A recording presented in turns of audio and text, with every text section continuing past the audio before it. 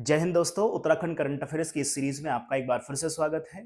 आज हम अपनी उत्तराखंड की महत्वपूर्ण न्यूज को देख लेते हैं। चलिए शुरुआत करते हैं। पहली न्यूज है, उत्तराखंड कैबिनेट ने भू कानून, कौन सा कानून है? भू कानून। चूंकि आप जानते हैं अभी अभी उत्तराखंड सरकार एक भू कानून लेकर के आई है, तो कैबिनेट ने भू कानून के प्रस्ताव को अपनी मंजूरी प्रदान कर दी है। और वो मंजूरी किस डेट को प्रदान की है? 19 फरवरी 2025 को अपनी मंजूरी प्रदान की है कैबिनेट ने। क्या प्रस्ताव है इस कानून में, क्या क्या चीजें हैं? इस कानून में कहा गया है कि जो हरिद्वार और उधम सिंह नगर जिले हैं, उन दो जिलों को छोड़ करके बाकी राज्य के जो 11 जिले हैं, उन 11 जिलों में राज्य के बाहर का कोई व्यक्ति कृषि और बागवानी संबंधी जमीनें नहीं खरीद सकता है। ये इसके तहत प्रस्ताव रखा गया है। ये बात आपको ध्यान रखनी है। नेक्स्ट है, इस नए कानून के अनुसार आवासीय उपयोग के लिए 250 वर्ग मीटर भूमि खरीदने के लिए शपथ पत्र देना होगा। ये यहां पे एक टर्म रखी गई है। आपसे पूछा जा सकता है कि कितने वर्ग किलोमीटर की जमीन जो कि आवासीय जमीन है, खरीदे जाने पर शपथ पत्र का प्रावधान भू कानून में किया गया है। तो ध्यान रखना है आपको, 250 वर्ग मीटर की बात की गई है इस भू कानून में। आज की अपनी दूसरी न्यूज की तरफ बढ़ते हैं।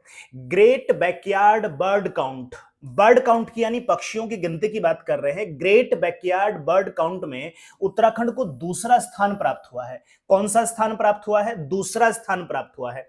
ग्रेट बैकयार्ड बर्ड काउंट, जिसको हम जीबीबीसी भी कहते हैं, क्या है ये? दुनिया के सबसे बड़े पक्षी गणना कार्यक्रम में से एक है ग्रेट बैकयार्ड बर्ड काउंट। ठीक है, अगर हमने कहा कि उत्तराखंड का इसमें दूसरा स्थान है, तो हम जान लेते हैं कि पहला स्थान किसका है। तो पहला स्थान है पश्चिम बंगाल का। लगभग 543 प्रजाति वहां पे पक्षियों की पाई जाती हैं, और ऐसा पहला स्थान प्राप्त करने वाला ये तीसरी बार ऐसा कर रहा है पश्चिम बंगाल। दूसरे स्थान पर आपको पता है हमारा प्यारा उत्तराखंड है, और उत्तराखंड में जो है पक्षियों की लगभग 446 प्रजातियां मौजूद हैं। नेक्स्ट न्यूज की तरफ बढ़ते हैं। उत्तराखंड के जड़ी बूटी विशेषज्ञ डॉक्टर माया राम उनियाल को 2 फरवरी 2025 को प्रतिष्ठित धन्वंतरी पुरस्कार से सम्मानित किया गया है। दो बातें ध्यान रखनी है। पहले, किस क्षेत्र में विशेषज्ञता है उनकी? तो जड़ी बूटी विशेषज्ञ हैं। नाम क्या है? डॉक्टर मायाराम उनियाल है। ठीक है, कब दिया गया है इनको ये पुरस्कार? तो 2 फरवरी 2025 में उनको दिया गया है। ठीक है, कौन सा पुरस्कार दिया गया है? प्रतिष्ठित धन्वंतरी पुरस्कार से इनको सम्मानित किया गया है। अच्छा, किसने ये अवार्ड दिया है? तो अवार्ड देने वाले मंत्रालय का नाम है केंद्रीय आयुष मंत्रालय। चूंकि जड़ी बूटी से संबंधित है, तो आयुष मंत्रालय ऐसा कार्य कर रहा है। ठीक है, कहां पे दिया गया है ये अवार्ड? तो मुंबई में एक सम्मेलन आयोजित हुआ जहां पे ये अवार्ड उनको दिया गया।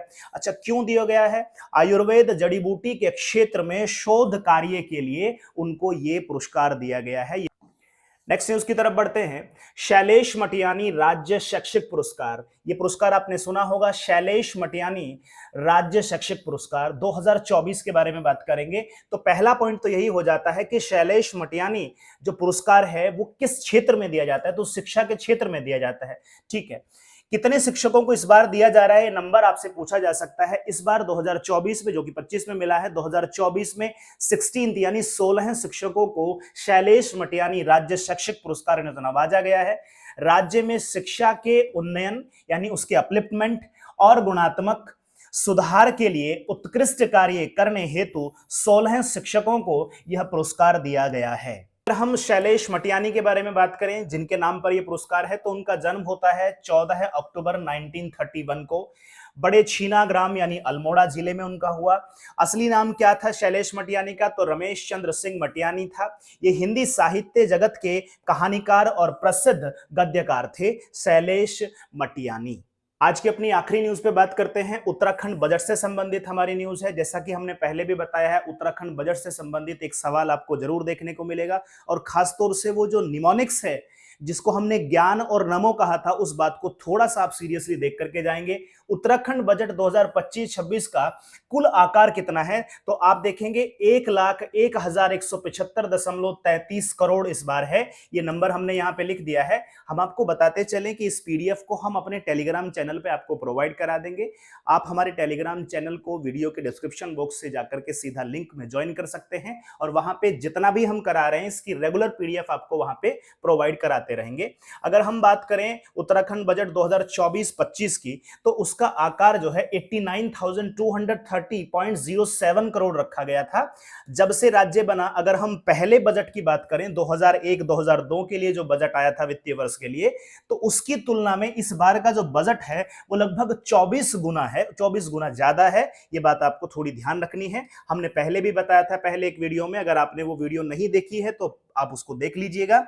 बजट 2025-26 दो मॉडल पर आधारित है। अब वो कौन कौन से दो मॉडल हैं उसको जरा समझ लेते हैं। एक मॉडल है जिसको हमने कहा था ज्ञान, एक मॉडल है ज्ञान, GYAN कैपिटल में है, और एक मॉडल है नमो। G4 हमने बताया था गरीब, Y4 युवा, A4 अन्नदाता, N4 नारी, इसलिए ज्ञान बन गया। नमो की बात करें तो नमो क्या है, N4 नवाचार यानी इनिशिएटिव, A4 आत्मनिर्भर उत्तराखंड, M4 हो जाता है महान विरासत, और O4 हो जाता है ओजस्वी मानव संसाधन। इस तरीके से निमोनिक्स बनाई गई है ज्ञान और नमो के नाम से।